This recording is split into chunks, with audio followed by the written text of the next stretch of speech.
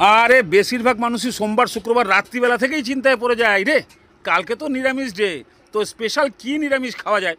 মায়েরই হনুমানজির 1 টন ওজনের গদার দিব্যি খেয়ে বলছি, আইটেমটা যদি একবার বানাতে পারেন না, ভাত পাতে, রুটি পাতে, মুড়ি পাতে, কুম্ভকর্ণের মতো এত গান্ডে পিণ্ডে খাবেন, অন্য তরকারি ঢাকনাই খুলতে ভুলে যাবেন। কিচ্ছু না, প্রথমেই এরকম মিডিয়াম সাইজের 5-6খানা পাঁপড় নিয়ে নিন। সে মাধুরী, অনিল কাপুর, জুই চাওলা যাকে খুশি নিয়ে এসে জলে একবার চুবিয়ে নিয়েই জলটা ঝরিয়ে আলাদা আলাদা রাখুন, কেননা এরা আবার সেঁটে গেলে কাঁঠালের আঠা লাগলে পরে আবার ছাড়ে না। এবার এগুলো জল টেনে গিয়ে একটু নরম হোক, আর ফট করে এইদিকে 2টো টমেটো, ঝাল অনুযায়ী কাঁচা শুকনো লঙ্কা আর কয়েকটা আদার টুকরো বাস সেদ্ধ করতে বসিয়ে দিন। যখনই টমেটো ভেজা ড্রেসটা খুলতে শুরু করবে, আপনি তাকে ভালো করে খুলে দিয়ে আবার নামিয়ে ঠান্ডা করে মিক্সিং জারে পিষিয়ে দিন। মারাত্মক সেন্টের একটা টমেটো আদা কাঁচা লঙ্কার পেস্ট তৈরি হয়ে গেল। এবার দিয়ে দিন কড়াইতে 2-3 চামচ সরষের তেল। তেলটা গরম হয়ে গেলেই এলাচ, দারচিনি, লবঙ্গ আর সামান্য একটু জয়িত্রী একদম অল্প অল্প করে একটু ভেজে নিয়ে টমেটোর পেস্ট, একটু মিক্সি ধোয়া জল, এবার এর মধ্যে আন্দাজ করে নুন, 1/2 চামচ হলুদ, 1 চামচ জিরে গুঁড়ো, 1.5 চামচ ধনে গুঁড়ো আর অল্প করে একটু চিনি দিয়ে এবার মশলাটাকে কষান। আচ্ছা, মশলার গ্ল্যামার বাড়ানোর জন্য 1 চামচ মতো কাশ্মীরি লঙ্কার গুঁড়োও দিয়ে দিন। ভালো করে কষিয়ে মশলা থেকে যেন তেল ছেড়ে দেয় এরকমভাবে কষান। দেখে বুঝতে পারলেন?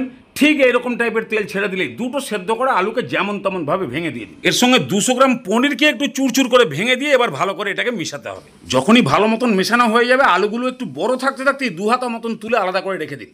আর যেটা পড়ে আছে ওটাকে একটু ভালো করে মোটামুটি 5-7 মিনিট একদম দলাই মলাই করে কষালেই কড়াই ছাড়তে শুরু করে দেবে। এবারে নুন, ঝাল, মিষ্টির পরিমাণটা দেখে নিয়ে তারপরে তুলে ঠান্ডা করুন। এইবার দেখুন পাঁপড় আপনি যেইভাবে ঘাড় মটকাবেন নিচু হয়ে যাবে কিন্তু ভাঙবে না। পাঁপড়ের মাঝখানে এই যে পুরটা তৈরি করে ঠান্ডা করলেন ওটা খানিকটা দিন। এবার ওপর থেকে একটা ফোল্ড, নিচে থেকে তার উপরে একটা ফোল্ড, এবার 2 সাইডে সামান্য একটু জল লাগিয়ে ভালো করে ভাঁজ করে তার উপরে দিয়ে দিন। বাস রেডি হয়ে গেল পাঁপড়ের পকেট। এইভাবে একদম নো চিন্তা ডু ফুর্তি করে সবকটা ভাঁজ করে দিন, বাস তারপরেই ভাজা হবে। একদম ঘপ ঘপ করে তেল ঢেলে দিয়ে গরম হয়ে গেলেই বাস এক এক করে ছেড়ে দিন।